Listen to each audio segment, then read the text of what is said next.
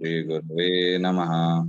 Nama Om Vishnupadaya Krishna Presthaya Bhutale Srimate Bhakti Vedanta Swamin Niti Namine Namaste Saraswate Deve Gauravani Pracharini Nirvishesha Shunyavadi Pachyatya Deshatarni Jai Shri Krishna Chaitanya Prabhu Nityananda Shri Advaita Gadadhara Srivasadi Gaura Bhakta Vrinda Hare Krishna, Krishna Krishna, Hare Hare, Hare Rama, Rama Rama, Hare Hare.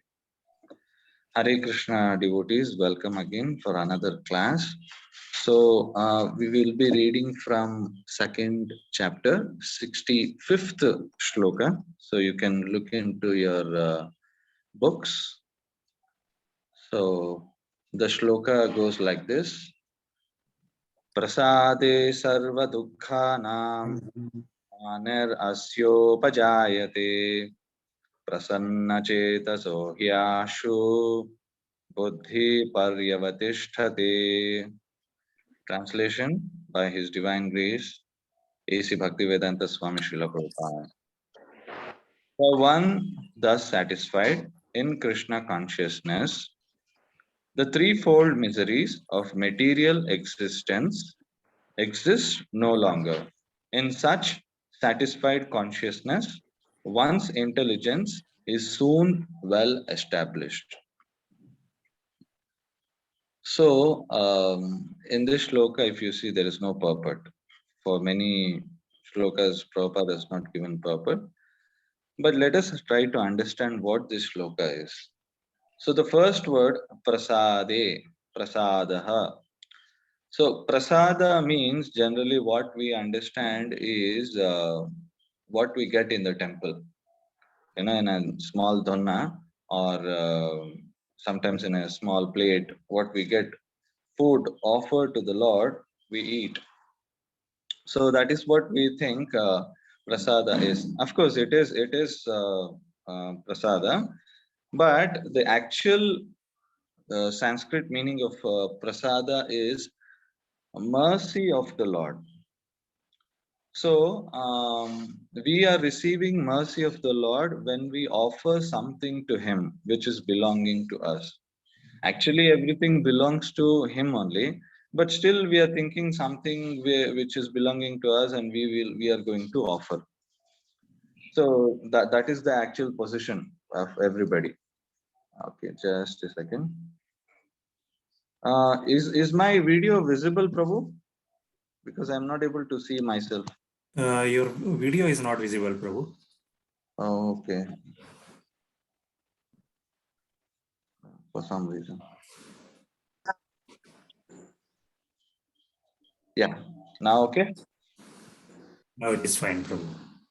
Okay. So, so this is what the meaning of prasada is. So here prasada, sarva dukkhanam. So sarva dukkhanam, all the miseries, all the difficulties we are facing in life. So Krishna is telling sarva dukkhanam, hanir means destruct or which gets mitigated, which gets destroyed. It goes away from your life. So dukkha has three types. So one is adi adhyatmika, adi bhautika, adi daivika. So adhyatmika means the misery or the trouble, difficulties we face one by ourselves. Sometimes people go into depression, some thoughts, something, they harm themselves. So that is adhyatmic. One who harms themselves either mentally, physically, that is adhyatmic. Adi bhautik is something which is offered by other living entities. The disturbance or the difficulties we face by other living entities. Like you're sitting now in the class, there will be a mosquito and come and bite you. So that's another living entity coming and troubling you. Adi bhautik and Adi daivik. Last night in Bangalore, we had a very heavy rain. whole night it was a very heavy rain, and so like this we face the tsunami, the earthquake, the typhoon, cyclones. So that is something Adi Daivik. Daivik means the higher nature, someone who's controlling this nature, the Devatas. So like this, there are three kinds of difficulties or disturbances always faced by the living entities or the creatures who are living. They always face this. So what Krishna is telling is here, prasade sarva dukkhanam hanir. So all these threefold of miseries will be vanished. One who is established in Krishna consciousness and he's satisfied. He's telling for one thus satisfied. When we eat prasadam, we get satisfied. Our tummy is satisfied. Our stomach is full and we are very happy. So you should have experience when you come to the center or temple. When we give prasadam, we are happily eating, enjoying prasadam. We actually when we see outside people, they're actually suffering. They're thinking they're enjoying. They're eating so many things in the restaurant, going to cinema halls. So they think they're experiencing something good, but that is all obnoxious. They do not know the effect of what they're going to intake. Yeah, so it may be very palatable, delicious in the beginning, but it's actually very harmful in the future. So, because Krishna says in Bhagavad Gita, third chapter, that whichever items, the items which you prepare, the food items, and you do not offer in the yagna or the Supreme Lord, that is sin. So many people around the people, world, we see they are all eating sin. So that's a sinful life. And that's not one form of sin. There are so many other forms of sin. The work we do, the way we are spending our money, so many things, the way we speak to people, everything has sinful reaction. When we breathe, when we walk, when we talk. So this way, we are actually inviting trouble in our life. When there is a trouble, we ask, why this trouble? I didn't do anything. You might have not done anything now, but you might have done something in the past. For that, you are suffering. So one suffers or enjoys according to the sinful activities or good deeds. Something you do good, you get return good things. So this entire world, whether you go to higher planetary systems, someone takes birth in the heavenly planets, or someone takes in the hellish planets, and we are in the middle planetary system where we see both the things. So anywhere you go, you will have to enjoy or suffer. Okay, so the level of enjoyment may be different from places where we are taking birth. And even in city like Bangalore or Hyderabad, wherever you stay, you see one person might be suffering and one might be enjoying a lot. You might be enjoying a lot, but your neighbor will be suffering either mentally, physically, financially, relationships, anything. So these types or these kinds and varieties of dukkha exist in this material world.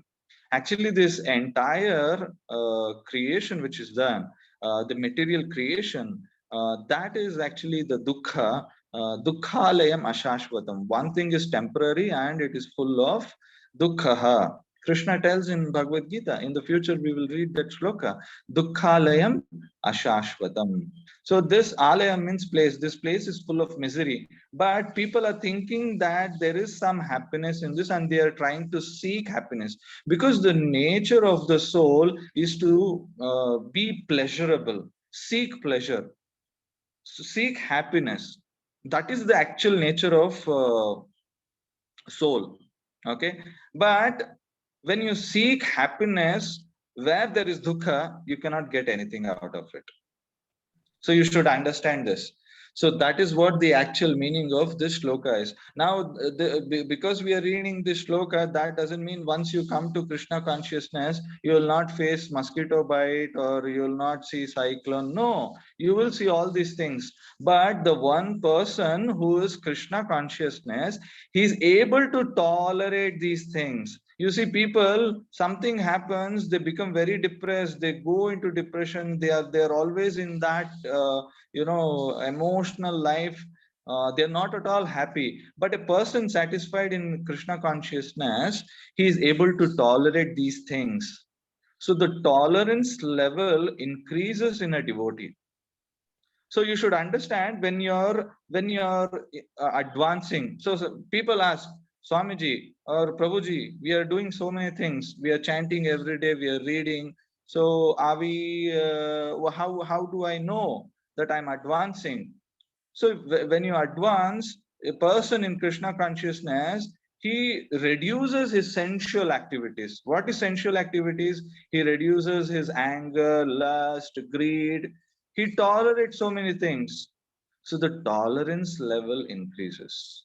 So like Chaitanya Mahaprabhu says, Trinadapi Sunichena Tarorapi Sahishnuna. So he's able to tolerate Tarorapi Sahishnuna. So when a tree is cut, it doesn't protest. It is also a living entity. Plants also have life. It doesn't protest. But at the same time, it gives the shade to the people, or any creature comes under it. The bird makes a nest. It doesn't protest anything. So if you cut a tree, it doesn't slap you with the other branch. So the tolerance level should be more than a tree. That's what Chaitanya Mahaprabhu says. So this shloka meaning is, when you're satisfied in Krishna consciousness, please remember, you will advance when your tolerance level increases in the right manner. So that is what we have to understand. So please chant Hare Krishna Mahamantra every day. Read books like this. Bhagavad Gita is there. Srila Prabhupada has given very nice books to us, which is actually a manual for our life and soul. Till the end, till the last breath of your life, you keep on reading every time. People tell, I read Bhagavad Gita once. I've read in my college days. I've read in my old age. No, it doesn't help. You have to practice it. We tell our children that something you do, you have to put it in practice. I can just go on explain everybody how cricket can be played. But unless you play, you will not know how the shots have to be played, how a 6-4 or the arithmetic, the calculation of runs and other things has to be done. So unless and until you do not put it in practice, Krishna consciousness, you will not relish the effect of that consciousness. So we have to come to this consciousness, elevate ourselves from this worldly affairs. That's when one will relish the pastimes of the Lord, and we will actually see everywhere the Krishna presence. Okay, I end my class. It's already 7 o'clock. If anybody has any comments or any questions, I'll take it, or we can conclude. Hare Krishna. Hare Krishna, Prabhuji, Dandavat Pranam. Krishna